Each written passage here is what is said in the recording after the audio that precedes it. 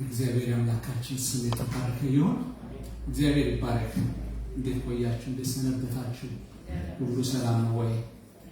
እኔም እንግዲህ አጋጣሚ ብጠቀምና እናቶች እህቶች እንኳን አደረሳችሁ አጨብጭቡ ስለራሳችሁ። እግዚአብሔር ይባረክ። ያ ሁሌ አንድ የሚባል ነገር አለ። ሴት ልጅ እናት ነች፣ ሴት ልጅ እህት ነች፣ ሴት ልጅ ደግሞ ምን ነበር? ሚስት ነች ማለት እንዳይረሳ። ወንድ ልጅም አባት ነው፣ ወንድም ነው፣ ባል መሆኑ በዚህ ሳስባችሁ ፈልጌ ነው ማለት እየተረሳን ስለሆነ ሞር ይሄ ነው።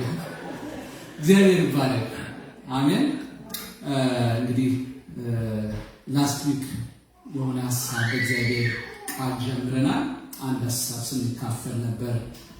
ትንቢተ ሕዝቅኤል ላይ ያለውን ምዕራፍ 37 ያለውን ክፍል ካነበብን በኋላ አንዳንድ እግዚአብሔር ውስጥ ያስቀመጠውን ሀሳብ ስነግራችሁ ነበር። ዛሬም ያን ክፍል ነው የምንቀጥለው ማለት ነው። እግዚአብሔር ይባረክ። ዛሬም እግዚአብሔር መልካም ጊዜ እንደሚሰጠን አምናለሁ። እግዚአብሔር የተባረከ ይሁን። ካረሳን ወይም ደግሞ ዛሬ አዲስ ከመጣን ለማስታወስ ያህል ሃይላይቱን ትንሽ ለማለት እግዚአብሔር ይባረክ። ተስፋ መቁረጥ በሚል ሀሳብ ውስጥ ነው ስንነጋገር ነበር አይደል? አስታውሳችሁ? እግዚአብሔር ይባረክ። ተስፋ መቁረጥ ወይም ተስፋ ስንቆርጥ ምን ማድረግ አለብን፣ የእግዚአብሔር ቃል ምን ያስተምረናል የሚለውን ሀሳብ ስናይ ነበር።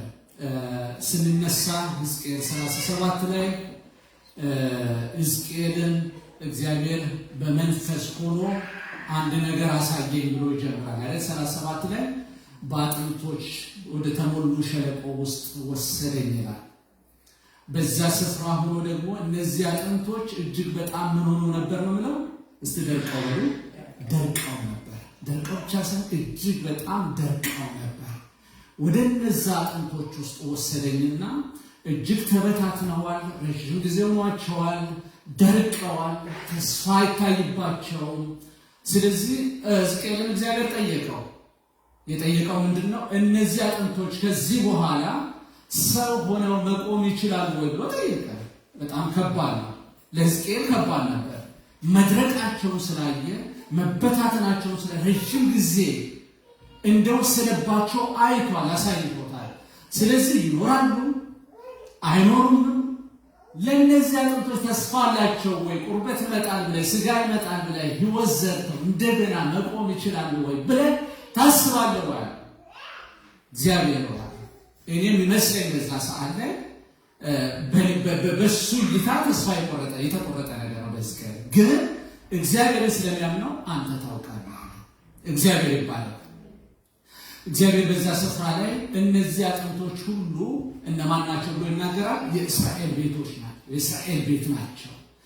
የእስራኤል ቤት በምርኮ ውስጥ ስላሉ፣ ባቢሎን ውስጥ ስላሉ ወደ ምድራቸው የመመለስ ከዚህ በኋላ በምድራችን እግዚአብሔር በሰጠን በተስፋይቱ ምድራችን እግዚአብሔር ባሳየን በተፈጠንበት ምድራችን የመኖር ነገር ተስፋ የለንም ብለው ልክ እንደደረቁ አጥንቶች ተስፋ ቆርጠናል ብለው የእስራኤል ቤት ያለው በዚህ አይነት ሁኔታ ብሎ እግዚአብሔር ይናገራል። ክብር ለእግዚአብሔር ይሁን።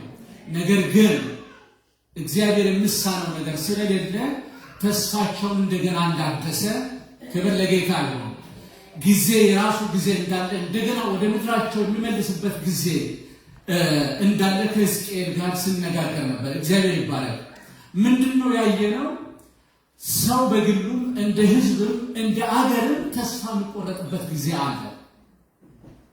ሰው ማንም ተስፋ ሊቆርጥ ይችላል። ትልቅ ይሁን ትንሽ ተስፋ ሊቆርጥ ይችላል። ረዥም ዓመት በአገልግሎት በአገልጋይነት በእግዚአብሔር ቤት የኖረ ሰው ተስፋ ሊቆርጥ ይችላል። ለዚህ አንዱ ሰው አይተን ነበር አይደል? ሐዋርያው ጳውሎስን ነው። ትልቅ ኤግዛምፕል ነው። በመጽሐፍ ቅዱስ አዲስ ኪዳን ላይ ብንሄድ ሰፋፊ መጽሐፍቶችን የጻፈው እሱ ነው። ጥልቅ የሆነ ምስጢር ያለው ሰው ነው። ኢየሱስ ክርስቶስ ፊት ለፊት ተገናኝቶ የቀየረው ሰው ነው። ሰው አይደለም አገልጋይ እንደሚሆን ጌታ ኢየሱስ ክርስቶስ ራሱ የተናገረው ሰው ነው። እስከ ሦስተኛው ሰማይ ሄጃለሁ ያለ ሰው ነው። ይህ ጳውሎስ አንድ ጊዜ ብቻ ሳይሆን ተደጋጋሚ ተስፋ ሲቆርጥ እናያለን። ተስፋ ቆርጫለሁ ብሎ ጽፎልናል። መልእክት ጽፍ ተስፋ ቆርጫለሁ ወደፊት በህይወት እንኖራለን የምንልበት እንኳን ተስፋ እስክንቆርጥ ድረስ ነገር እናያለን የምን ተስፋ እስክንቆርጥ ድረስ ነገር ከብዶብን ነበር ብሎ የተናገረበት ቦታ አለ። ስለዚህ እነዚህ ነገሮች ሁሉ ስናይ ማንም ሰው ተስፋ ሊቆርጥ ይችላል። በዚህ ከተስማማ ተስፋ ከመቁረጥ ህይወት እንደምን መውጣት የምንችለው የእግዚአብሔር ቃል ምንድነው የሚያስተምረን የሚለውን ሐሳብ አንድ ሁለት ሐሳቦችን ላስዊክ አይተናል። ዛሬ ቀጣይ ነው የምናየው። የመጀመሪያ ያየነው ምንድነው? ዛሬ በጣም ሰፊ ጊዜ አልወስድም፣ ያው ከእህቶችም ጋር መጋጨት ስለማልፈልግ ማለት ነው። ዛሬ ፓስተር ብሏል የሆነ ዱብ እያሉ ነው ሶማሌው ሩጫው ምን እንደሆነ አላወኩም። ስለዚህ ለእናንተም ካለኝ ክብር የተነሳ አሳጥራለሁ ማለት ነው። ክብር ለእግዚአብሔር ይሁን። የመጀመሪያ ያየነው ምንድነው? ተስፋ መቁረጥ ህይወት ውስጥ ስንሆን ወይ ምልክቶች ስታዩን ምንድነው ማድረግ ያለብን? ምናልባትም ላስቲክም ብያለሁ። አሁንም ተስፋ የቆረጥን ሰዎች በተለያየ ጉዳይና በተለያየ ምክንያት ልትኖሩ ትችላላችሁ፣ ወይ ምልክቶች ወደኛ እየመጡ ያለን እንኖር እንችላለን። ስለዚህ ምንድነው ማድረግ ያለብን? የመጀመሪያው ብለን ያየነው ምንድነው? የመጀመሪያው ወደ አይኗችን ሊመጣ የሚገባው ነገር እግዚአብሔር በእኛ ላይ ያለው ዓላማ። በደንብ ሰምታችሁኛል ማለት ነው። ከኔ ጋር እኩል እየሄዳችሁ ነው። ድምጻችሁን አፋችሁን እንቅስቃሴ እያየሁ ስላለ ነው። እግዚአብሔር ይባረክ። የመጀመሪያው ወደ ውስጣችን ሊመጣ የሚገባው ነገር እግዚአብሔር በእኛ ላይ ያለው ዓላማ፣ ፐርሰናል እግዚአብሔር በእኔ ላይ ያለው ዓላማ ምንድን ነው? ከዚህ አይነት ነገር ጋር ፌስ ስናደርግ ዲል ስናደርግ በአስቸጋሪ ሁኔታዎች ስንሆን ሰዎች ነንና ህይወታችን ሊዛባ ይችላል። የጠበቅነው ነገር በትክክለኛ መንገድ ላይ ሄድ ይችላል። አንደኛ ቆሮንቶስ 13:13 ላይ እግዚአብሔር ቃል እንደምናገር እምነት፣ ተስፋ፣ ፍቅር ሶስቱ ጸንተው ይኖራሉ አይደል ነው። በአማኝ ህይወት ውስጥ ጸንተው መኖር የሚገቡ ነገሮች ናቸው። ከነዚህ ነገር አንዱ ሲጎል ህይወት ምን ይሆናል? ሼክ ያደርጋል አይደል? ይዛባል። ስለዚህ ምንድነው ማድረግ ያለብን? እግዚአብሔር ምንድነው ዓላማው በኔ ላይ? ምንድነው ሐሳቡ በኔ ላይ? እኔን ያንከራተተኝ ወደዚህ ምድር ያመጣው የፈጠረኝ ያለ ዓላማ ዝም ብሎ በግምት ነው የፈጠረኝ ወይስ ተሳስቼ በዚህ ምድር ላይ የተፈጠርኩ ሰው ላይ ብዙ ነገር እንላለን እና በመረማለን አይደል? እግዚአብሔር ረስቶናል እንላለን፣ ሰው ረስቶኛል እንላለን። ብዙ ጊዜ ማይባሉ ወርዶች ያልኩት ክብር ለእግዚአብሔር ይሁን። ስለዚህ ብዙ የማጉረምረም ቃል ካፋችን ይወጣል፣ ከውስጣችን ይወጣል። ስለዚህ የመጀመሪያው መሆን ያለበት ነገር ምንድነው? እግዚአብሔር ዓላማው በህዝቡ ላይ ፍቅር እንደሆነ፣ ሰላም እንደሆነ ክብር ለእግዚአብሔር ይሁን። ኤርምያስ 29 ላይ አንብበናል። ያንቃል ለእናንተ የማስባትን ሐሳብ እኔ አውቃለሁ፣ ተስፋና ፍጻሜ እሰጣችሁ ዘንድ የሰላም ሐሳብ እንጂ የክፉ ነገር አይደለም። ስለዚህ መጀመሪያው ምንድነው? እግዚአብሔር በህዝቡ ላይ የክፋት ዓላማ የለውም። ልንቸገር እንችላለን፣ yes። ልንታመም እንችላለን፣ yes። ነገሮች አንዳንድ ጊዜ ግራ ሊያጋቡን ይችላሉ፣ yes። የጸሎት መልስ ሊዘገይ ይችላል፣ yes። ነገር ግን የእግዚአብሔር ትልቁ ዓላማ በእኛ ላይ ፍቅር ነው፣ ሰላም ነው፣ የክፋት ሐሳብ የለውም። ክብር ለእግዚአብሔር ይሁን። ስለዚህ ያን ሐሳብ ባሰብን ቁጥር፣ ያን ነገር ወደ ውስጣችን ባመጣን ቁጥር እግዚአብሔር ፍቅር መሆኑን ቀራንዮን መመልከት በጀመርን ቁጥር፣ ጎልጎታን ማየት በጀመርን ቁጥር፣ ለኔ ነው ይሄ ሁሉ ውለታ የባለው ማለት በጀመርን ቁጥር ተስፋ ከመቁረጥ ህይወት ውስጥ መውጣት እንጀምራለን። ክብር ለእግዚአብሔር ይሁን። አያችሁ እንዲህ ምን ነገር ይመጣል። ነፍሱን ከሰጠ እንዴት ይሄን ነገር ለኔ አይሰጠኝም ማለት እንጀምራለን። እግዚአብሔር አንድ ያ ልጁን ከሰጠ ክርስቶስን ከሰጠ አይደል መጽሐፍ ቅዱስ የሚለው እንደሌላው ነገር ላይሰጣችሁ ይችላል ነው። ልጁን ከሰጠኝ ክርስቶስን ከሰጠኝ መስቀል ላይ እንድንጠለጠል ዝም ካለ እንዴት እኔ ዲል ለማረገው ነገር እኔ ለማልፍበት መንገድ ላይ እንዴት አይራራም እግዚአብሔር? ክብር ለእግዚአብሔር ይሁን። እግዚአብሔር የሚራራ አምላክ ነው። አሜን።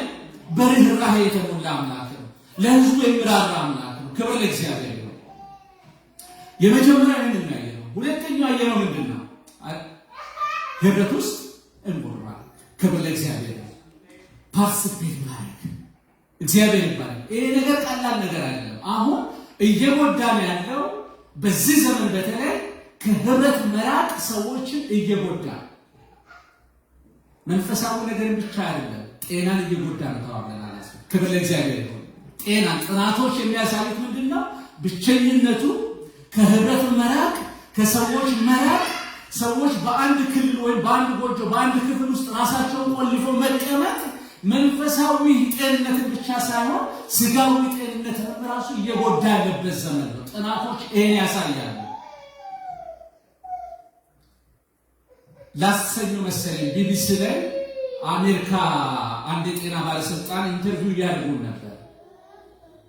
ወደፊት ዜጎቻችን ይሄን አገር የሚረከቡ ዜጎች በጣም አስቸጋሪ ሁኔታ ውስጥ ናቸው ያሉት። ለምን? ጥናቶች ያመለክቱ በየዓመቱ እያደገ ነው እየመጣ ያለው የብቸኝነቱ ነገር፣ ዲፕሬሽን የሚባሉ ስትሬስ የሚባሉ ነገሮች እየጨመሩ ስለመጡ አገርን የሚረከብ ሰው እንኳን አስቸጋሪ ደረጃ ምናልባት ከ30-40 ዓመታት በኋላ ችግር ይፈጠራል ብለው አሁን አዲስ ፖሊሲ እየዘረጉ ነው። የባይደን አስተዳደር ብዙ ባጀት ሚሊዮንስ ዶላር ተመድቦ ሌላ ፖሊሲ ከዚያ የሚወጡበት ኮሚኒቲ ላይ የሚሳተፉበት አያችሁ። መጨረሻው እኮ ወደ ህብረት ነው የሚያመጡት። ሰው ከህብረት ርቆ፣ ሰው ከአንድነት ርቆ፣ ሰው ሲፈጠር ለአንድነት ነው የተፈጠረው። ክብር ለእግዚአብሔር። አሜን። ስለዚህ ብዙ ጊዜ ተስፋ መቁረጥ ህይወቱ ስንገባ የመጀመሪያ የሚመጣው ነገር ምንድነው? ራሳችን ከሰዎች እንነጥላለን። እርምጃችን ወደዛ ነው። ከህብረት እንነጥላለን፣ ከአገልግሎት እንነጥላለን፣ ቤተክርስቲያን ከመምጣት እንነጥላለን፣ ከሰዎች ጋር ያለውን ጤነኛ የሆነ ኮሚኒኬሽን እናቋርጣለን። በስልክ ሊሆን ይችላል፣ በተለያዩ መንገዶች ሊሆኑ ይችላሉ። ስለዚህ ቦሪንግ ይሆንብናል። መደወል፣ መነጋገር፣ ማውራት፣ መጫወት እንደቀድሞ መሆን ያቅተናል። ስልኮቻችን አንስተን ይቅር እንላለን።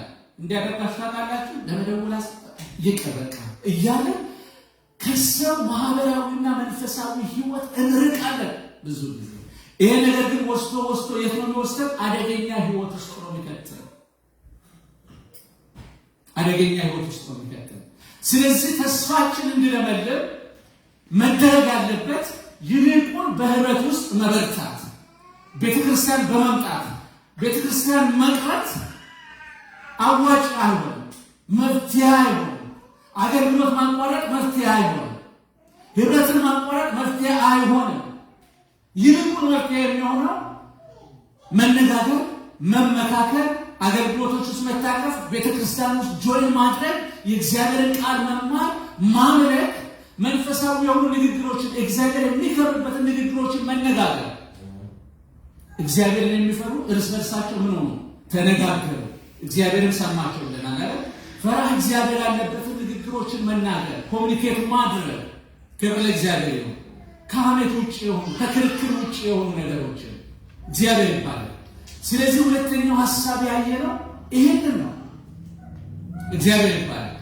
ዛሬ ሶስተኛው ሐሳብ ምንድነው ማድረግ ያለብን? ትልቁ ሌላ ደግሞ ሶስተኛ ሐሳብ ምንድነው? የእግዚአብሔርን ጊዜ መጠበቅ የምንችልበትን ጸጋ መለመን። ምናልባት ሰፊ ነው፣ ሰብታይትል ስለሆነ ነው፣ ዋናው ቶፒክ አይደለም። በስብከት ላይ ቶፒክ መርዘም የለበትም፣ ግን ሰብ ቶፒክ ስለሆነ እንድትላላችሁ የእግዚአብሔርን ጊዜ መጠበቅ የምንችልበትን ጸጋ መለመን። አሜን። ምን አልኩኝ? የእግዚአብሔርን ጊዜ መጠበቅ የምንችልበትን ጸጋ መለመን። እነዚህ ደግሞ ሶስቱ ሐሳቦች በጣም ሰፊና ጥልቅ ናቸው። የእግዚአብሔር ጊዜ የምንለው፣ መጠበቅ የምንለው፣ ጸጋ የምንለው ራሳቸው ብቻ በጣም ሰፊ ናቸው። ዛሬ መጨረስ ስለማልችል ዛሬ አንዱን እናያለን። የእግዚአብሔር ጊዜ የምንለው። ክብር ለእግዚአብሔር። የእግዚአብሔር ጊዜ አለ። አሜን። የሰው ጊዜና የእግዚአብሔር ጊዜ ይለያል። አሜን። እግዚአብሔር የጊዜ አምላክ ነው። አሜን። እግዚአብሔር ነገሮችን ራንደም በቃ ተስስለው ይሄን ላድርግ የሚል አይደለም። እንደኛ የሆነ ከእንቅልፉ ባኑ ይሄን ላድርግ የሚል አምላክ አይደለም። እግዚአብሔር የራሱ ጊዜ፣ የራሱ ዓላማ፣ የራሱ አጀንዳ ያለው አምላክ ነው። አንዳንድ ጊዜ ነገሮች ለእኛ እንጂ አጋጣሚ የሚሆኑት ለእግዚአብሔር ግን አጋጣሚ አይደለም። አሜን። ድንገት ይሄ ነገር ሆነ እንላለን አይደል? ሰማይ ድንገት ተጣልፎ ያደረጉት ነው የሚመስለን አይደለም። በሰማይ ግን ከዘመናት በፊት የተወሰነው ነገር ነው በእኛ ህይወት የሚሆነው። አሜን። ጊዜ የተሰጣቸው ነገሮች በጊዜያቸው ገደብ እኛን እየመጡ ያገኙናል። ክብር ለእግዚአብሔር ይሁን። ስለዚህ የእግዚአብሔር ጊዜ ከተስፋ ጋር ስናገናኝ ተስፋ የምንለው ነገር አሁን የጨበጥነው ነገር አይደል?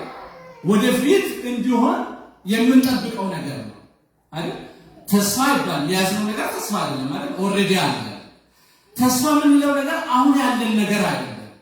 ወደፊት ግን ቀኑን ማናቀው፣ ጊዜውን ማናቀው፣ ወቅቱን ማናቀው የሆነ ነገር እንዲሆን የምንፈልገው ነገር ነው ተስፋ። ስለዚህ አሁን ባለው ነገርና ወደፊት በምንለው ነገር መሀል ላይ ምን አለ? ጊዜ አለ። አሁን ከባዱ ነገር ይሄ ነው። ተስፋና ጊዜ አብረው የሚሄዱ ነገሮች ናቸው። እግዚአብሔር ወደ ዘፍጥረት 1 ሄደን ስንመለከት ገና በጅምሩ ስንሄድ እግዚአብሔር ፍጥረትን ሁሉ በአንድ ቀን ፈጥሮ የጨረሰው በአንድ ቀን ነው ወይም አይደለም? አይደለም።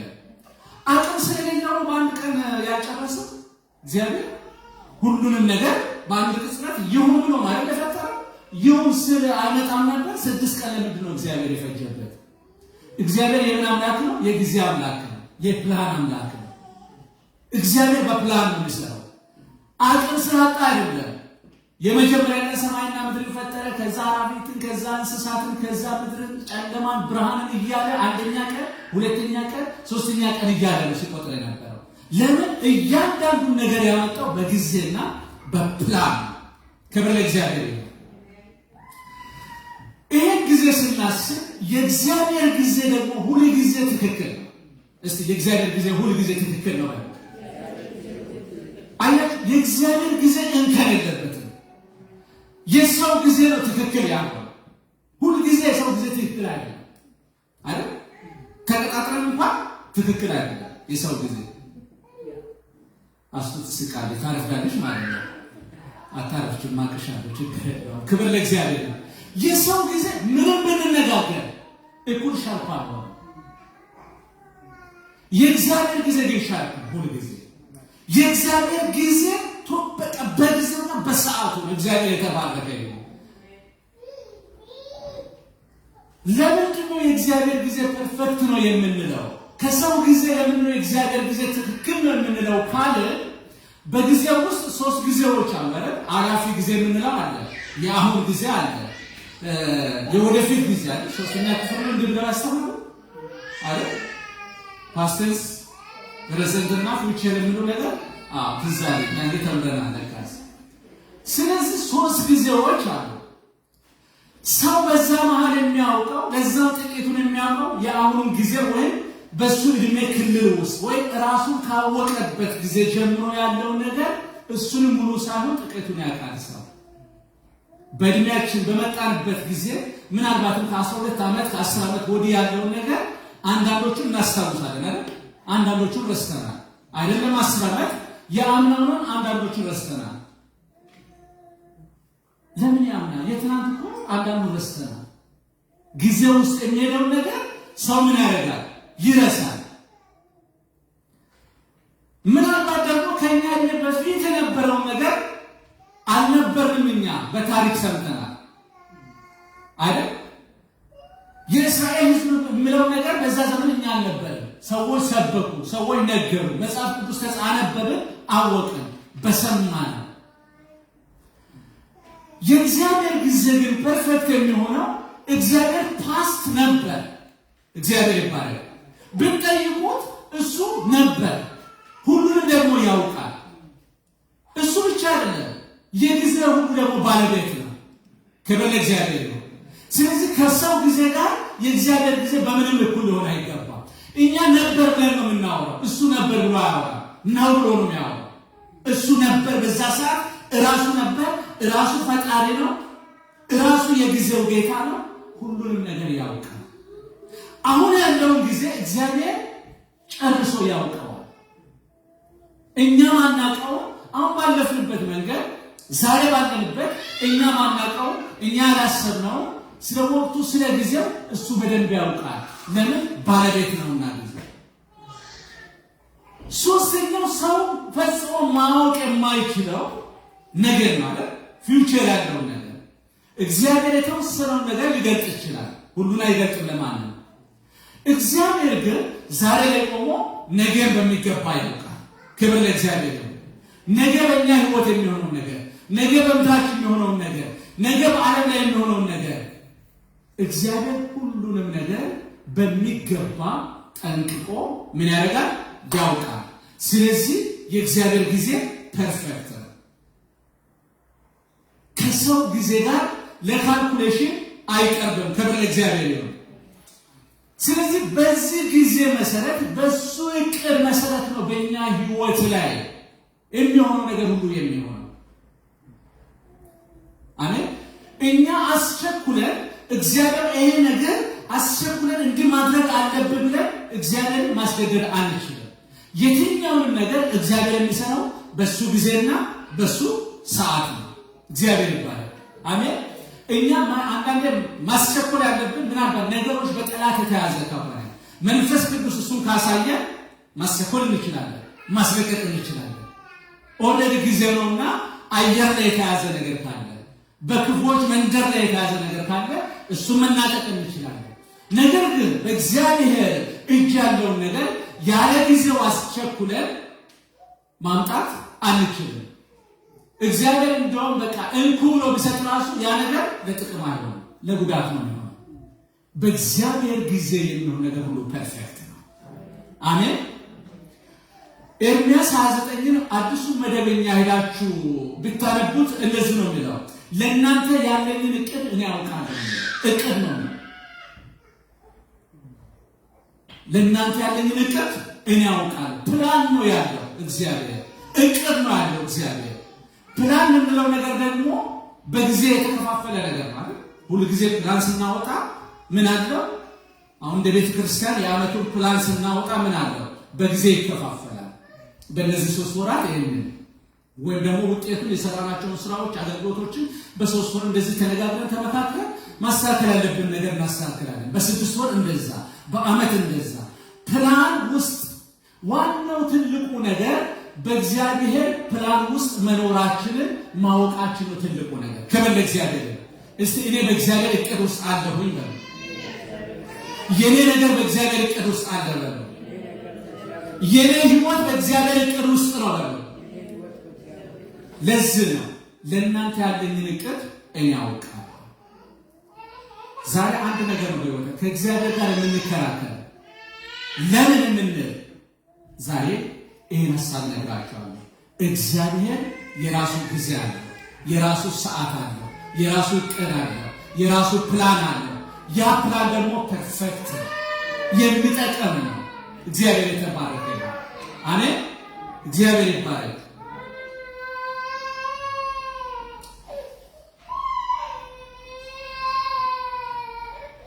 መክብብ ላይ እግዚአብሔር ቃል ሲናገር እንዲህ ይላል 3:11 ላይ ነገርን ሁሉ በጊዜው ውብ አድርጎ ሰራው። ስንቱን ነገር እሱ ሁሉ ነገር ነገርን ሁሉ መቼ? በጊዜው ውብ ትላለች ማለት በጊዜ ብቻ ነው። በጊዜው ውብ አድርጎ ሰራው። እግዚአብሔር የተባረከ ነው። እግዚአብሔር ከዚህ በፊት የሰራቸው ነገሮች እንግዲህ በሰማይ እስከዛሬ እንደነቃለን። በምድር ፍጥረት እግዚአብሔር በፈጠራቸው ነገሮች ሁሉ እንደነቃለን እስከዛሬ። በራሱ ጊዜ ምን አድርጎ የሰራቸው ስራዎች ናቸው? ውብ አድርጎ። ይህ ማለት ሌላው ምንድነው? በዚህ ይሄ ቃል የሚለው በእግዚአብሔር ጊዜ የሚሆኑ ነገሮች ሁሉ ውብ ናቸው። እግዚአብሔር የተባረከ ነው። በእግዚአብሔር ሰዓት የሚሆኑ ነገሮች ሁሉ ቆንጆ ውብ የሚያምሩ ናቸው። እግዚአብሔር የተባረከ ነው። አስቸኩለን ይሁን ብለን የምናመጣቸው ነገሮች ናቸው ውበት የሌላቸው። ነገርን ሁሉ በጊዜው ውብ አድርጎ ሰራ። እግዚአብሔር የተባረከ ነው። አንደኛ ጴጥሮስ ላይ 5:6 ላይ ትናንትና ጸሎት ላይ ፓስተር ቃል ሲያነብ ነበር። እንግዲህ በጊዜው ከፍ እንዲያደርጋችሁ ከኃይለኛው ከእግዚአብሔር እጅ በታች ራሳችሁ ምን አድርጉ? አዋርዱ። እርሱ ስለእናንተ ያስባልና የሚያስጨንቃችሁ በእርሱ ላይ ምን አድርጉ? ጣሉ። እንግዲህ በጊዜው ከፍ እንዲያደርጋችሁ። መቼ ከፍ እንዲያደርጋችሁ? በጊዜው። ትልቁ ችግር የሚፈጠረው መቼ መሰላችሁ? በእኛና በእግዚአብሔር መካከል ክርክሩ እኛ ከፍ ማለት የምንፈልገው አሁን ነው።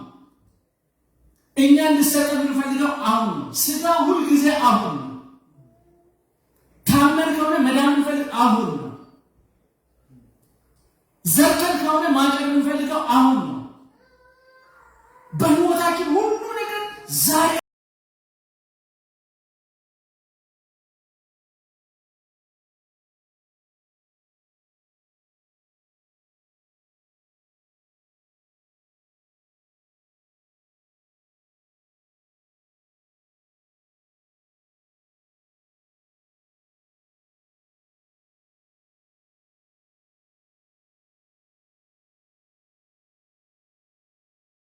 ነግራችኋለሁ።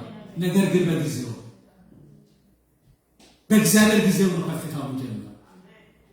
በጣም እርግጠኛውን የምነግራችሁ ከፍ ሳትሉ አትሞቱም። ከፍ ሳትሉ ሕይወታችሁ አያልፍም። እግዚአብሔር ያየላችሁ፣ እግዚአብሔር የተናገራችሁ፣ እግዚአብሔር ያላችሁ ነገር ሳትሆኑ ምንም አትሆኑ። በጣም እርግጠኛውን ልንገራችሁ። ነገር ግን በእግዚአብሔር ጊዜ እንግዲህ በጊዜው ከፍ እንዲያደርጋችሁ ከኃይለኛው ከእግዚአብሔር እጅ በታች ራሳችሁን አዋርዱ። በጣም ደስ የሚለው ነገር ጊዜ በቆየ ቁጥር ጉልበት ይላጋል አይደል? በጣም ግራ እንጋባለን አንዳንድ ጊዜ። ምን አለ መሰላችሁ መጽሐፍ ቅዱስ እርሱ ስለእናንተ ያስባልና በነዛ መካከል ደግሞ እንዴት ማለት እንደምንችል ኃይል ይሆንልናል፣ ብርታት ይሆንልናል። የሚያስብልን አምላክ አለ፣ የሚረዳን አምላክ አለ። ሃሌሉያ! እግዚአብሔር የተባረከ ይሁን። እንግዲህ በጊዜው ከፍ እንዳደርጋችሁ። ሁሉ ነገር በጊዜ ካልሆነ ይከብዳል። በምንፈልገው ሰዓት ካልሆነ ይከብዳል፣ አስቸጋሪ ነው። ለእግዚአብሔር ዓላማ ስላለው አንልም። ብዙ ጊዜ ከዚህ በኋላ ማለት ያለብን ይሄንን ነው። ይህ ማለትበት መንገድ እግዚአብሔር ጊዜ እስኪደርስ ድረስ ነው። የእግዚአብሔር ሰዓት እስኪደርስ ድረስ ነው። እግዚአብሔር የተባረከ ይሁን። እናጉረመርማለን ብዙ ጊዜ። አንድ ገበሬ ቀንና ማታ ያጉረመርማል አሉ። ያለው አንድ ላም ብቻ ነች። ሰውየው ገጠር ውስጥ የሚኖር አንድ ላም ነች። መንደር ውስጥ ደግሞ ጎረቤቶቹ ደግሞ 4-5 አላቸው፣ ብዙ አላቸው። ይሄ ሰው ግን ላም አታውቁም እንዴ? ኮስተር አላቸው።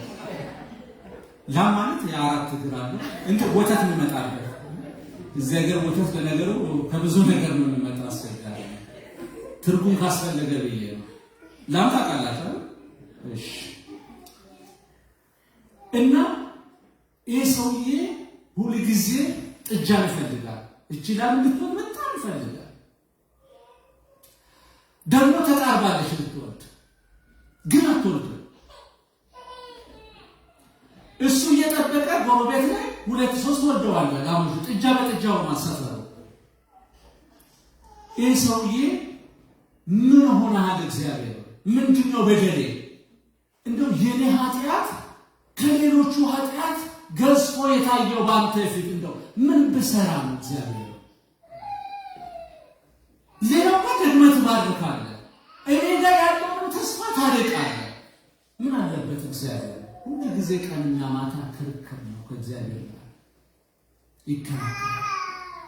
ይከራከራል። እና እንግዲህ ማይደርሰልን የእግዚአብሔር ጊዜ ደረሰ። ወለደች ይችላል። ስትወልድ ጥጃው ከለር አለው። ቀይ ያለበት፣ ነጭ ያለበት፣ ጥቁር አለበት እና ዥንጉርጉር ነው ያምራል። እግዚአብሔር ይቅር በለኝ ብሏል ሰውዬው።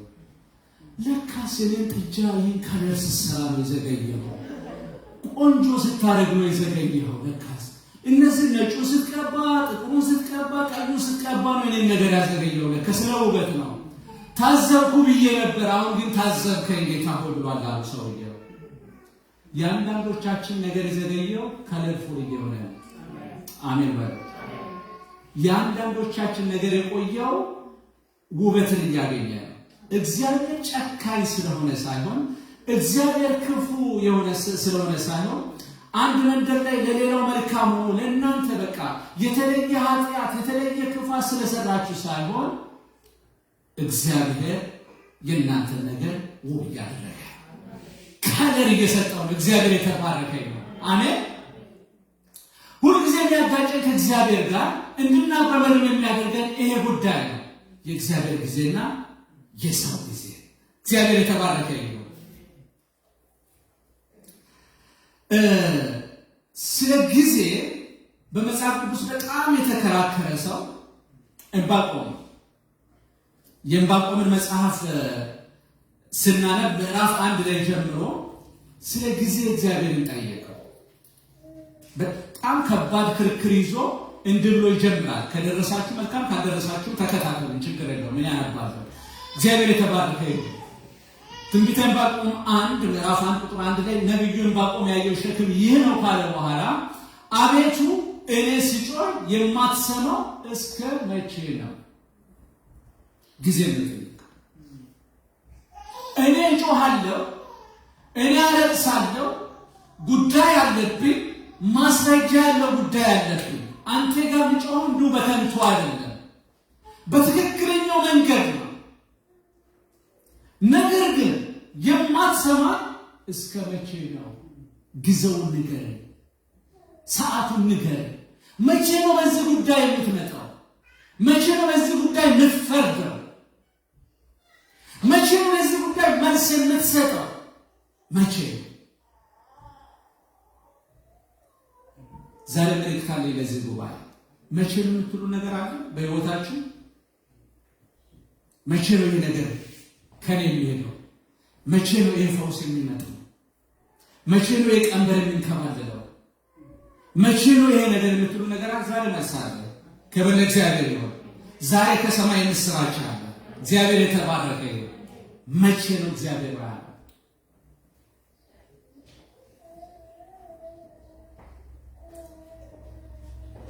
አቤቱ እኔ ስጮህ የማሰማው እስከ መቼ ነው? ስለ ግፍ ጮሃለሁ፣ አንተም አታድን። በእርግጥ ግፍ አለ፣ እግዚአብሔር ዝም ብሎ ግራ ያጋባል። ግፍ እየተደረገ ነብዩ ይጮሃል፣ እግዚአብሔር ደግሞ ዝም ብሎ። ምን አይነት ተአምር ነው? አይኖች አለ እግዚአብሔር እኔ ዝምታ ገርሞኛል አለ ዕንባቆም። ዝም ማለት እኮ የለብህም ማለት አይኖች ክፉ እንዳያዩ ንጹሐን ናቸው። ክፋትን አያዩ አንተ አይኖች። ጠማምነት ደግሞ ትመለከት ዘንድ አንተ አትችልም። ጠማማ ነገር ማየት አትችልም። አንተ ቅን ነህ፣ አንተ ቅዱስ ነህ፣ አንተ ጻድቅ ነህ። ለምንድን ነው ዝም የምትለው? እስከ መቼ ነው ዝም የምትለው? አታላዮችን ስለምን ትመለከታለህ? አታላዮች አሉ፣ ግፈኞች አሉ፣ ደካሙን የሚገፉ አሉ፣ መሬታቸውን የሚናጠቁ አሉ። አንዳንዴ እኛ ምንድን እንላለን? የኢትዮጵያ ችግር እስከ መቼ ነው እንላለን። የኤርትራ ችግር እስከ መቼ ነው እንላለን። እግዚአብሔር ወዴት ነው እንላለን። 200 ሰው ሲያልቅ፣ ይሄ ነው ሲያልቅ፣ ገበሬው ትስል፣ ቸነፈሩ ሲመጣ፣ ድርቁ ሲመጣ ጥያቄ አለ። ሁላችን እስከ መቼ ነው? የኢትዮጵያ ተስፋ የመጣ ይመስልና ደግሞ ዞር ስል እስከ መቼ ነው? በቤታችን የሆነ እስከ መቼ ነው? በሕይወታችን ሳንትናል እስከ መቼ ነው? በቤተሰብ ጉዳይ እስከ መቼ ነው? ዕንባቆም እስከ መቼ ነው? ያንተ አይኖች እኮ ጻድቃን ናቸው፣ ንጹሐን ናቸው። ያንተን ባህሪ ጠንቅቄ አውቃለሁ። ለምንድን ነው ዝም የምትለው? እስከ መቼ ነው? ፍረድ እግዚአብሔር፣ እስከ መቼ ነው? ጥቂት ኃጢአተኞች ምድሪቱ ላይ ገነው ጊዜው የነሱ ሆኖ ዘመኑ የነሱ ሆኖ ታናሹን ሲጨቁኑ አቅመ ደካማውን ሲጨቁኑ ሲገቡ አቤቱ ወዴት ነህ? እስከ መቼ? የጊዜ ጥያቄ። ማስረጃ ያለው ጥያቄ መላምት አይደለም። አሁን የሆነ የተጻፈ ነገር ይዞ ይመስለኛል ብዙ ማመልከቻዎች በዚህ ጊዜ በዚህ ሰዓት እከሌ የሚባል ሰው እከሌን ሲጨቁኑ ሲገፋው የሚል ማስረጃ በደንብ ይዟል ሰብስቧል። እግዚአብሔር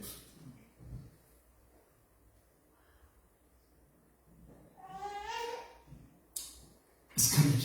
ዛሬ ከአንተ ጋር መነጋገር ፈልጋለሁ፣ መልስ ፈልጋለሁ። እስከ መቼ? ምዕራፍ 2 ላይ እግዚአብሔር መለሰለት።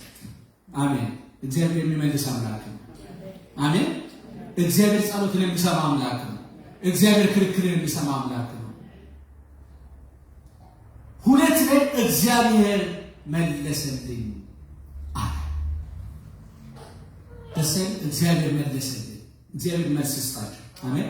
እግዚአብሔር ይመልስላችሁ። ዛሬ ልባርካችሁ በኢየሱስ በጮኻችሁት ጉዳይ እግዚአብሔር መልስ ይሁናችሁ። በጌታ በኢየሱስ በምታለቅሱ ጉዳይ ላይ እግዚአብሔር መልስ ይሁናችሁ። በምታማሩ ጉዳይ ላይ እግዚአብሔር መልስ ይሁናችሁ። ዛሬ እግዚአብሔር ለምን በምትሉት ጉዳይ ላይ እግዚአብሔር መልስ ይሁናችሁ። እግዚአብሔር መለሰልኝ። ምዕራፍ 2 ላይ በመጠበቂያዬ ላይ እቆማለሁ፣ በአምባ ላይም እወጣለሁ፣ የምናገረኝንም ስለ ክርክሬም የሚመልሰውን አውቅ ዘንድ እመለከታለሁ። እግዚአብሔርም መለሰልኝ እንዲህም አለ፣ አንባቢው ይፈጥን ዘንድ ራእዩን ጻፍ፣ በጽላትም ላይ ግለጠው። ራእዩ ገና እስከተወሰነው ጊዜ ነው። እግዚአብሔር ምን ብሎ መለሰ? ራእዩ ጻፍ፣ ጊዜውን ጻፍ። ራእዩ ግን እስከተወሰነው ጊዜ ነው። ግን እኔ ጠበቁት። በቃ እነዛን አንዴ እሳት አውርዶ ስፈጃቸው ዕንባቆም ምናልባት ይህንን ነው የጠበቀው። በቃ እነዛን ኃጢአተኞችን አጥቶ አይኑ እያየ እሱ ደግሞ እሰይ ብሎ ልዘን። እግዚአብሔር ታጋሽ። አሜን። እግዚአብሔር ይቅር ባይ ነው። ምን ብሎ መለሰለት? ራእዩ ገና እስከ ተወሰነ ጊዜ። በእግዚአብሔር ምን አለ? በእኔ ዘንድ የተወሰነ ጊዜ አለው። የኔ ዕቅድ የኔ ጊዜ አለው። ስለ ጊዜ ስጠይቀው እግዚአብሔር ስለ ጊዜ ነው መለሰለት። የጠየቀው እስከ መቼ ማለት ኦኬ፣ እስከ መቼ ካልክ እኔ የምሰራው የራሴ ፕላን ነው፣ የራሴ ውሳኔ፣ የራሴ ጊዜ አለ። አንተ ከምታስቸኩለኝ ይልቅ የኔ ጊዜ ደግሞ ፐርፌክት ነው። ዘግይቶ ቢመጣም የእግዚአብሔር ጊዜ ፐርፌክት ነው። አሜን። ቆይቶ ቢመጣም የእግዚአብሔር ጊዜ ፐርፌክት ነው። ብዙ ጊዜ እግዚአብሔር በእኛ አቅጣጫ፣ በእኛ ሁኔታ፣ በእኛ ሰዓት፣ በእኛ ጊዜ እንዲመጣ መፈለጋችን ነው። ዛሬ የሆነ ነገር ከውስጣችን እንለቃለን። አሜን። እግዚአብሔር የአንተ ሐሳብ ይሁን እንላለን። የአንተ ፈቃድ ይሁን፣ የአንተ ጊዜ ይሁን፣ የአንተ ሰዓት ይሁን ማለት እንዴት መልካም መሰላችሁ። የእግዚአብሔር ጊዜ ፐርፌክት ነው። ለምንድን ነው? እግዚአብሔር እኮ ያውቀዋል ይሄ ነገር መቼ እንደሚፈጸም። ለምን 30 ዓመት አላለም? ለምን 20 ዓመት አላለም? ሌላ ከባድ ክርክር ነው ከዕንባቆም ጋር የሚነሳው። እንዴ ገና 10 ዓመት ይላል። እንዴት ሰው ተጨቁኖ እንዴ አይኖች ያላዩም ማለት ነው። ለዚህ ጉዳይ 10 ዓመት ከሰጠ ይለዋል። አይግባቡም ከእግዚአብሔር ጋር። እግዚአብሔር ግን እስከተወሰነ ጊዜ። አንድ ጊዜ 2 አገልጋዮች ድሬዳዋ ማሉ እያገለገሉ። እንግዲህ የአገልጋይ ሕይወት ብዙ ጊዜ በችግር የተሞላ ብዙ ጥያቄ ያለበት ነው እና በዛ ሲኖሩ በጣም በከባድ በኑሮ ሕይወት ውስጥ ሆነው እግዚአብሔርን የሚያገለግሉት። እዛ እያገለገሉ ባሉበት ኮንፈረንስ ተዘጋጀና ሌላ አገልጋይ ከአዲስ አበባ ሄዶ አገልግሎ ይሁድ ቀን መጨረሻ ላይ እዛ ቤተክርስቲያን ላሉ አገልጋዮች ሲጸልይላቸው ሁለቱ አገልጋዮች በኑሮ ደረጃ ምንም በችግር ውስጥ ቢኖሩ አንደኛው ትንሽ ሻል ያለ ነው። የቤተሰቡ ቁጥር ብዙ አይደለም። የአንደኛው ቤተሰቡ ብዛት ስለሆነ ወተት መግዣ እንኳን ለልጆቹ የለም። በጣም ከባድ ህይወት ውስጥ ነው። የዚህኛው አትሊስት ሪሌቲቭሊ ስታይ ትንሽ ደህና ነው፣ ግን ችግር ውስጥ ነው እና የጸለየ ይህ አገልጋይ መልእክት ያመጣል። ሪሌቲቭሊ ትንሽ ሻል ላለው ማለት ነው። እግዚአብሔር እንዲህ ይልሃል ይለዋል። ልክ ይህ ዓመት እንዳለቀ አንተ በዚህ ምድር ላይ የለህም፣ የምታልፍበት መንገድ አይቻለሁ። እግዚአብሔር ትክክለኛ እንትን ነው እያሳየው ያለው። የምታልፍበት መንገድ አይቻለሁ፣ ችግርህን አይቻለሁ፣ ጸሎትህን ሰምቻለሁ፣ ያለበትን ሁኔታ አይቻለሁ። ስለዚህ ልክ ይህ ዓመት እንዳለቀ እግዚአብሔር ለአንተ በር ከፍቷል። አንተ ማትረግጥበት አህጉር የለም በዓለም ላይ ብሎ ይናገራልና ከሱ ይልቅ ይሄኛው በጣም አሜን እያለ ያለው ለምን ኑሮ ስለሚያ ለሱ ይሄ መልክ ከመጣ ለኔ ምን አይል መጣ ነው በቃ ለኔማ በቃ ችግርን እግዚአብሔር ያውቃል። ቀን ፈራጅ አይደል? ለሱ ከመጣ በቃ እኔን 7 ምናልባት 8ኛ አህጉር ካለ እሱ ሁሉ ይጨምራል ብሎ በጣም አሜን እላለሁ አለ፣ እጮሃለሁ አለ። ከዛ ጸልዮ ወደዚህ ነው መጣና ደግሞ ወንድም እግዚአብሔር እንዲናል አለ መከራን አይቻለሁ፣ ግን የተወሰነ ጊዜ በዚህ መከራ ትቆያለህ ላንሰና ብድግ ብሎ ምን አይነት እግዚአብሔር ነው አንዱን ሽው አንዱን ግው የሚያደርገው ብሏል አለ። ይጋጫል እግዚአብሔር ሐሳብ። አሁን ለዕንባቆም በእኔ ጊዜ የተወሰነው ሰዓት 20 ዓመት ነው ካለ አይግባቡ። ስለዚህ ምን አለ? በእኔ ዘንድ ጊዜው የተወሰነ፣ ጭቆናውን አይቻለሁ፣ ችግሩን አይቻለሁ፣ አንተ ማመልከቻ ይዘህ የመጣበትን ነገር ሁሉ አይቻለሁ። ነገር ግን ራእዩ ገና እስከ ተወሰነ ጊዜ ነው። አሜን። እግዚአብሔር ምናልፍበትን መንገድ ያውቃል። እግዚአብሔር አያይም አይባልም እያለ እግዚአብሔር አይሰማም አይባልም። ምናልፍበትን እያንዳንዱ ነገር እግዚአብሔር ያውቃል። ነገር ግን ዝም ይላል እግዚአብሔር አንዳንድ ጊዜ። ለምን ነው? ወደፊት እናያለን። ዝምታው ለምንድን ነው እናያለን። እግዚአብሔር ሁሉን ጨርሶ አይነግረንም። አንዳንድ ጊዜ ግን ነገሮች ሁሉ በሱ ጊዜ መልካም ይሆናሉ። ክብር ለእግዚአብሔር ይሁን።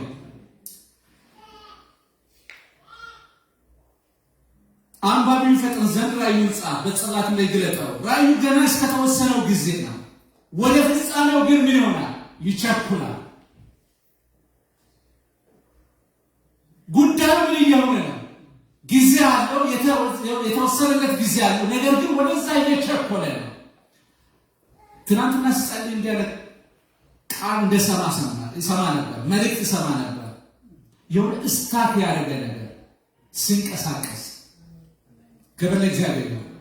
መንቀሳቀስ ሲጀምር የቆመ ነገር መቸኮል ሲጀምር አላውቅም በእነማን ህይወት እንዲያ ነገር እንዳለ በዚህ አይነት ህይወት ውስጥ እነማን እንደምታልፉ ባላውቅም፣ ግን እስታክ ያደረገ ነገር የቆመ አልንቀሳቀስ ያለ ነገር ግን መንቀሳቀስ ሲጀምር ክብር ለእግዚአብሔር ነው። ነገሩ ወደ ፍጻሜው ይቸኩላል። ገና የተመደበው ጊዜ አለ። 2 ቀን ሊሆን ይችላል፣ 1 ሳምንት ሊሆን ይችላል፣ 10 ዓመት ሊሆን ይችላል። ለዕንባቆም አልነገረው፣ ግን ወደ ፍጻሜው ምን እየሆነ ነው? እየቸኮለ ነው። የኛ ነገር ቆሞ አይደለም፣ እየቸኮለ ነው፣ እየተንቀሳቀሰ ነው፣ እየሄደ ነው። በናዝሬቱ ጌታ በኢየሱስ ስም ዛሬ እናገራለሁ ለእናንተ ላይ የቆመ ነገር፣ እስታክ ያደረገ ነገር፣ አልንቀሳቀስ ያለ ነገር፣ ረዥም ጊዜ ረዥም ሌሊት የወሰደ ነገር በናዝሬቱ ጌታ በኢየሱስ ስም ዛሬ መንቀሳቀስ ይሆን። ከሰማይ ቃል መጥቷል፣ መንቀሳቀስ ይሆን። ዛሬ በኢየሱስ መቸኮል ይሆን። የእግዚአብሔር ጊዜ ሲመጣ ዮሴፍ እስር ቤት ባልታሰረ ሰዓት ዮሴፍ ከእስር ቤት ሲወጣ ቅጽ እንኳን አልሞላም። ሲገባ ቅጾችን ሞልቶ ነው የገባው። ሲወጣ ግን ጊዜ የለም ቅጽ የሚሞላበት። ከግዞት ቤት ዮሴፍን አስቸኮሉት ነው የሚለው የእግዚአብሔር ጊዜ ሲመጣ። አሜን። ተመልሶ ክፍሉንም አይደለም ከቆመበት ብቻ ይዘው ምን አደረጉ? ወደ ንጉሱ። ጊዜው ደርሷል፣ ሰዓቱ ደርሷል። ለአንዳንዶች በጣም ጊዜ የተቃረበ ክብር ለእግዚአብሔር ይሁን። የቆየ ግን የተቃርቧል፣ የዘገየ ግን ተቃርቧል። በጌታ መንፈሳዊ ዓለም ላይ የሚቸኩል ነገር አለ። እግዚአብሔር የተባረከ ነው። እንደ ዮሴፍ ፈጥኖ የሚገባ በእጅ የሚገባ ነገር፣ ለምስክርነት የሚሆን ነገር። ሃሌሉያ! እግዚአብሔር የተባረከ ይሁን። እግዚአብሔር የተናገረው ነገር በምንም ተአምር ሊቆይ ይችላል እንጂ ሊዘገይ ይችላል እንጂ በፍጹም አይቀርም። መጽሐፍ ቅዱስ ሲናገር ተስፋን የሰጠ ምን የሆነ ነውና ይላል፣ የታመነ ነውና። እኔ በጣም ደስ የሚለኝ ቃል አለ። በጣም ደስ የሚለኝ በመጽሐፍ ቅዱስ የመጽሐፍ ቅዱስ ቃል ሁሉም ደስ ይለኛል። ግን አንዳንድ ልባችሁን ዘልቆ የሚገባ ነገር አለ። እግዚአብሔር ለእስራኤል ቤት ከተናገረው ነገር ሁሉ ተፈጸመ እንጂ አንድም አልቀረም። ነገር ሁሉ ተፈጸመ ነው፣ አንድም ሳይቀር። እግዚአብሔር ለሕዝቡ ከተናገረው ነገር ይሄን ተናግሮ ነበር፣ ይሄ ቀርቷል የሚል ነገር የለም። ሁሉ ተፈጽሟል፣ አንድም አልቀረም። እግዚአብሔር በአንተ ሕይወት፣ እግዚአብሔር በአንቺ ሕይወት፣ እግዚአብሔር በዚህ ምድር ላይ በዚህ ቤተክርስቲያን ላይ ከተናገረው ነገር ሁሉ ይፈጸማል፣ አንድም አይቀርም። እኔ ይሄን ኮንፊደንስ አለ። እግዚአብሔር በእኔ ሕይወት ከተናገረው ሁሉ ይፈጸማል እንጂ አንድም አይቀርም። እግዚአብሔር በእናንተ የተናገረው ሁሉ ይፈጸማል። ግን እየቸኮለ ክብር ለእግዚአብሔር ይሁን፣ እየፈጠነ ክብር ለእግዚአብሔር ይሁን። ሃሌሉያ። እኔ በዚህ መንፈስ ሆነን ብንጸልይ በጣም ደስ ይለኛል። ክብር ለእግዚአብሔር ይሁን። ቆመን በዚህ ሐሳብ ብንጸልይ ጥቂት ጊዜ እንጸልይ። እግዚአብሔር የተባረከ ይሁን። ዛሬ ነገሮቻችሁ እንድታሳዩ ፈልጋለሁ። ክርክር እንደምባቆም ክርክር ያለባችሁ፣ እንደምባቆም እየተከራከራችሁ ያላችሁ፣ መቼ ነው እያላችሁ ያላችሁ፣ እግዚአብሔር እንዲህ ነው የሚለው፣ ጊዜው ነው አሁን እየቸኮለ ነው። ጊዜው ነው አሁን እየፈጠነ ነው። ጊዜው ነው አሁን እየሄደ ነው። ክብር ለእግዚአብሔር ይሁን። ማራሳካ ሃሌሉያ ሃሌሉያ ሃሌሉያ ሃሌሉያ። እግዚአብሔርም ለእስራኤል ቤት ከተናገረው ነገር ሁሉ ተፈጸመ እንጂ አንድም አልቀረም። አንባቢ ይፈጥን ዘንድ ራእዩን ጻፍ፣ በጽላትም ላይ ግለጠው። ራእዩ ገና እስከተወሰነው ጊዜ ነው፣ ወደ ፍጻሜው ይቸኩላል። እርሱም አይዋሽም፣ ብዘገይም በእርግጥ ይመጣልና ታገሰው፣ እርሱ አይዘገይም። እርሱ አይዋሽም። የምናመልከው አምላክ የሚዋሽ አምላክ አይደለም። የምናመልከው አምላክ ቃሉን የሚያጥፍ አምላክ አይደለም። የምታመልከው አምላክ ትናንት ብሎ ዛሬ ደከመኝ የሚል አምላክ አይደለም። ትናንት ብዬ ነበር ዛሬ ግን አጥቶኛል የሚል አምላክ አይደለም። የምታመልከውን አምላክ ዛሬ ደግሜ ልንገርሽ፣ እርሱ የሚዋሽ አምላክ አይደለም። እሱ ሐሰትን የሚናገር አምላክ አይደለም።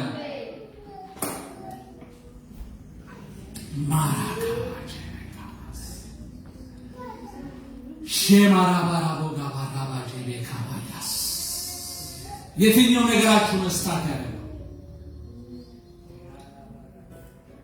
አትቸኩልም አንተ ደግሞም አትዘገይም፣ ቀስ እያልክ ብትሄድ ማንም አይቀርም።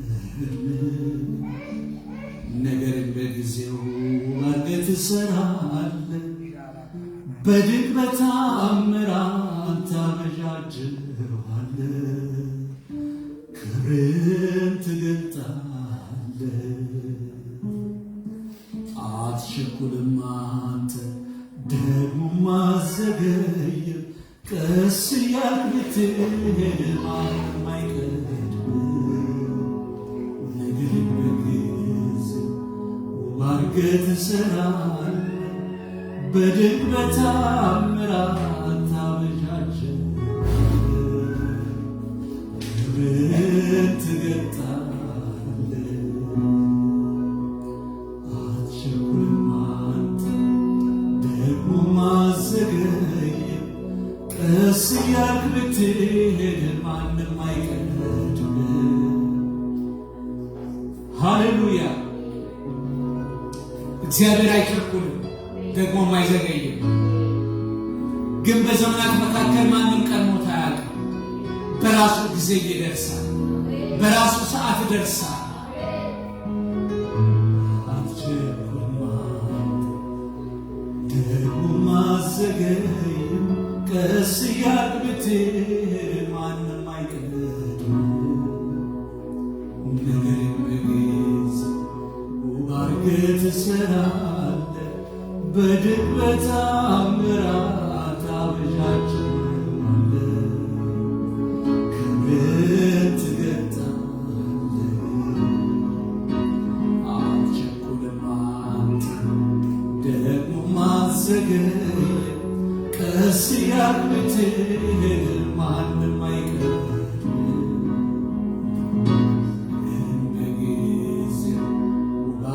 ትሰራለህ በድንቅ በተአምራት ታበጃለህ ክብርህን ትገልጣለህ። ሃሌሉያ በናዝሬቱ ጌታ በኢየሱስ ስም ዛሬ ጸልያለሁ። በወገኖቼ ሕይወት፣ በወንድሞቼ በእህቶቼ ሕይወት ላይ የቆመ ነገር እስታክ ያደረገ ነገር ከመንፈስ ቅዱስ ድምፅ ስለሰማሁ ነው ጸልያለሁ። በጌታ በኢየሱስ ስም መቸኮል ይጀምር፣ መንቀሳቀስ በኢየሱስ ክርስቶስ ይጀምር፣ መሄድ ይጀምር በኢየሱስ በድንቅ በተአምራት ታበጃለህ ክብርህን ትገልጣለህ። አትቸኩልም አንተ ደግሞ አዘገይ ቀስ እያልክ ብትሄድ ማንም አይቀርም። ነገርን በጊዜው ባርከህ ትሰራለህ በድንቅ በተአምራት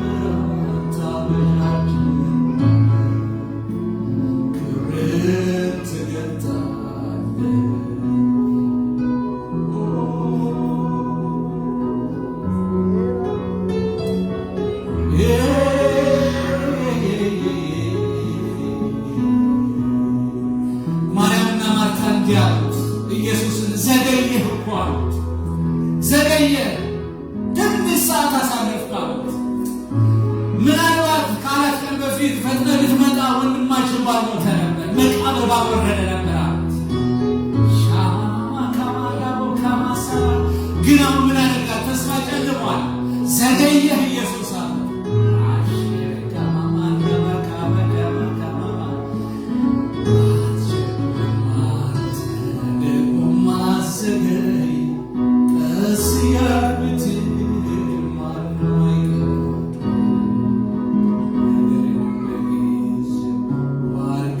ትሰራለህ በድንቅ በተአምራት ታበጃለህ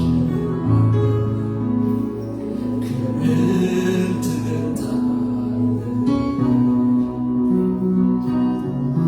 መልእክተኛ ላኩ የምትወደው ታሟል ብለው ፈጥነና ብለው አይጨክንም አልዓዛር ላይ ብለው ኢየሱስ ግን ዘገየ ይላል እግዚአብሔር ቃል ስናገር። መልእክተኛው እንዲህ አለ፣ ምን ብዬ ልመልስላቸው?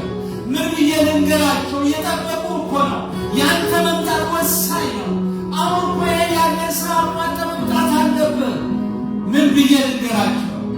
እንዲህ ብለህ ንገራቸው፣ ይህ ህመም የሞት አይደለም፣ የእግዚአብሔር ልጅ በእርሱ ይከብር ዘንድ ነው። ሻካ ወራባካማ በቤታችሁ ውስጥ ያለው ህመም የእግዚአብሔር ልጅ ኢየሱስ ይከብር ዘንድ ነው። ለሞት አይደለም፣ ለጥፋት አይደለም፣ እናንተ እንድትከራከሩ አይደለም፣ እንድታለቅሱ አይደለም። የማታ ማታ ኢየሱስ በዛ ጉዳይ ላይ እንዲከብር ነው። እግዚአብሔር በዛ ነገር ላይ እንዲከብር ነው። የእግዚአብሔር ልጅ በዛ ነገር ላይ ይከብር ዘንድ ነው። ዘገየ የምትሉ ነገር አለ፣ ቆየ የምትሉ ነገር አለ፣ አልፈጠረ የምትሉ ነገር አለ። ዋው! ለምን 4 ቀን 40 ቀን ለምን አይፈጅም? አልዓዛር ይነሳል። ለምን 4 ወር አይሆንም? አልዓዛር ይነሳል። ለምን ሞቱ አይበዘብዝም? ሸቷል አሉ፣ ሞቷል አሉ፣ አትጠጋ ወደዛ አሉ። ነገር ግን ይነሳል። እግዚአብሔር በአልዓዛር ላይ ይከብራል አሉ። በአንቺ ጉዳይ እግዚአብሔር ይከብራል። በአንተ ጉዳይ እግዚአብሔር ይከብራል። በእኛ ጉዳይ እግዚአብሔር ይከብራል። ጊዜ ወስዷል። አሁን ይሁን ግድ የለም። ሰዓት ወስዷል። ወጥቶት ዓመታት ወስዷል። ግድ የለም ይሁን። ነገር ግን አልዓዛር ይነሳል።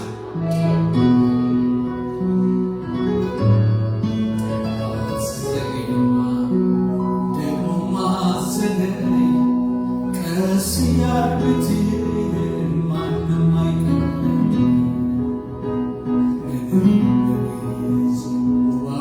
ትሰራለህ በድንቅ በተአምራት ታበጃለህ ክብርህን ትገልጣለህ።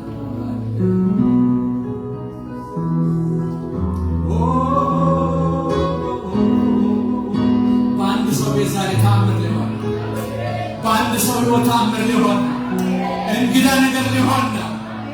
ባልታሰበ ሰዓት፣ ባልታቀደ ሰማይ ግን ባሰበው ሰዓት፣ መለኮት ግን ባሰበው ሰዓት፣ አንቺ ግን ባላሰብሽ ሰዓት በሳምበዲ ቤት አንድ ተአምር ሊሆን ነው። እጆች ወደ ላይ ከፍ ይበሉ። ተአምራችሁን ተቀበሉ። በረከታችሁን ተቀበሉ። ይህ የእግዚአብሔር ጊዜ ነው። ተቀበሉ። የኔ ነው በሉ።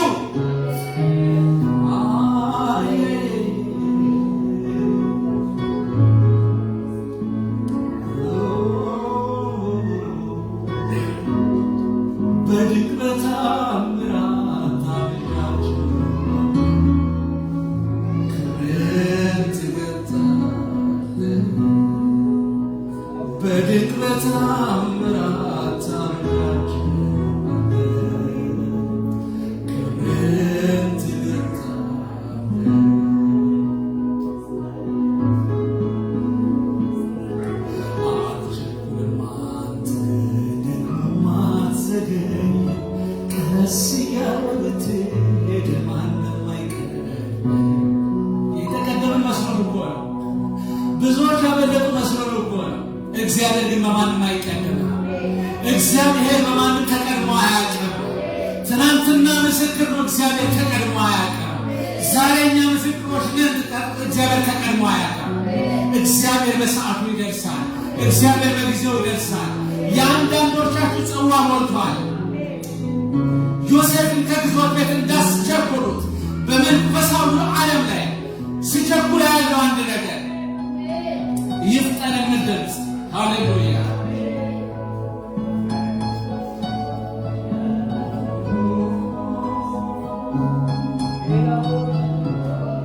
ጥቂት ጊዜ አለፈ ከተናገርካቸው አብርሃምና ሳራን ተስፋ ፈተናቸው።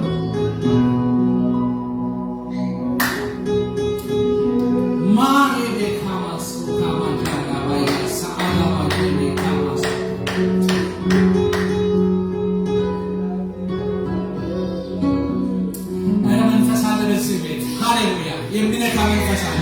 የሆነ ሸክምን የሚያራግብ መንፈስ አለ። ቀንበርን የሚሰብር መንፈስ አለ።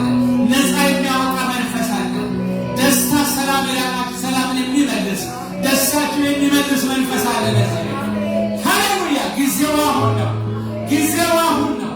ሰዓቱ አሁን ነው።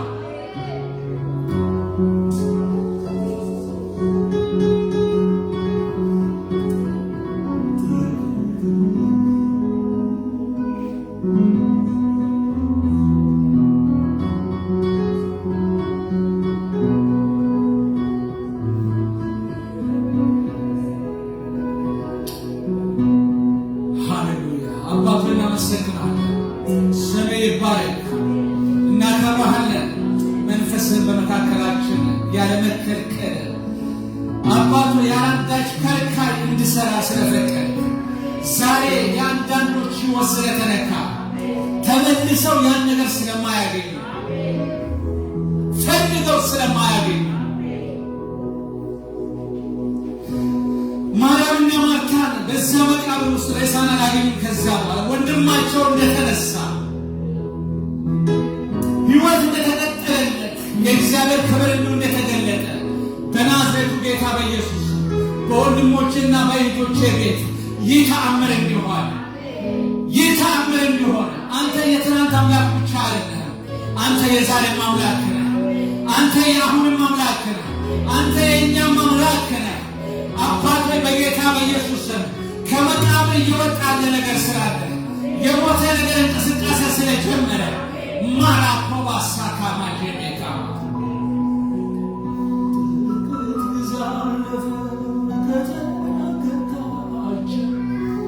አብርሃምና ሳራም ተስፋ ፈተናቸው።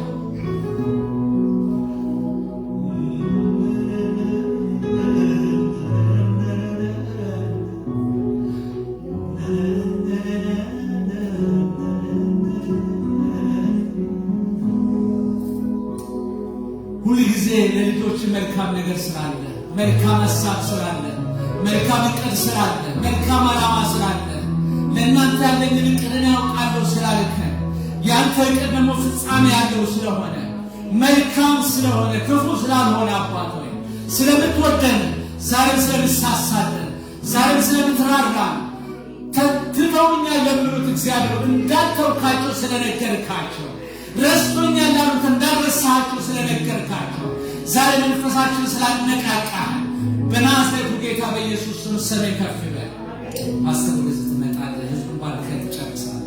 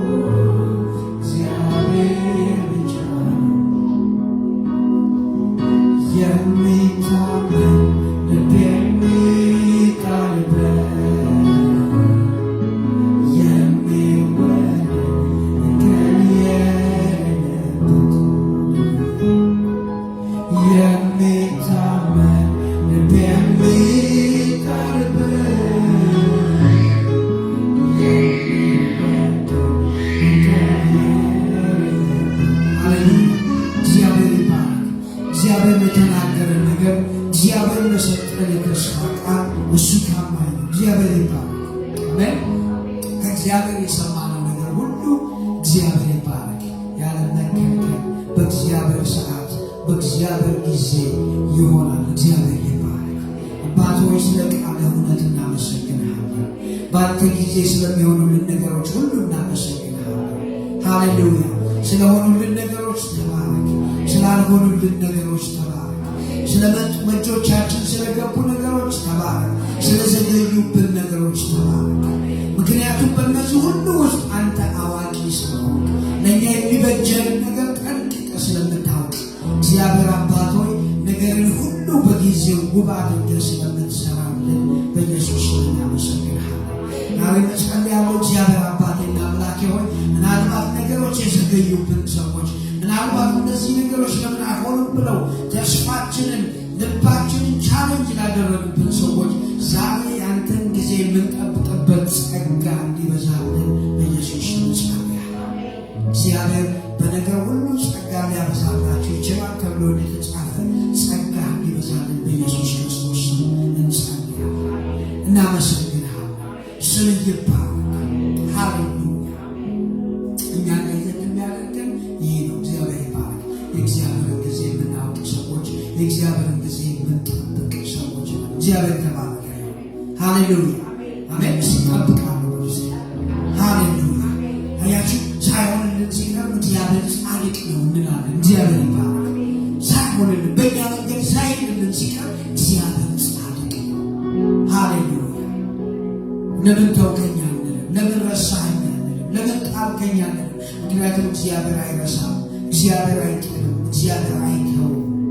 ለምን? እግዚአብሔር በቃሉ ውስጥ ተስፋ ስለገባል እሱ ታማኝ ስለሆነ። ሃሌሉያ። እግዚአብሔር ይባርካችሁ፣ እግዚአብሔር ይጠብቃችሁ፣ እግዚአብሔር ፊቱን በእናንተ ላይ ያብራ። እግዚአብሔር ሰላሙን ይስጣችሁ። እግዚአብሔርን በመተማመን የምትጠባበቁበትን ልብና ጸጋ እግዚአብሔር ያብዛላችሁ። እግዚአብሔር ያብዛልን። አሜን፣ አሜን፣ አሜን፣ አሜን። ሃሌሉያ። እግዚአብሔር ይባርካችሁ። ተባረኩ። በእግዚአብሔር ጸጋ በእግዚአብሔር ሰላም እንሄዳለን። እግዚአብሔር አብዝቶ ይባርካችሁ። ተባረኩ።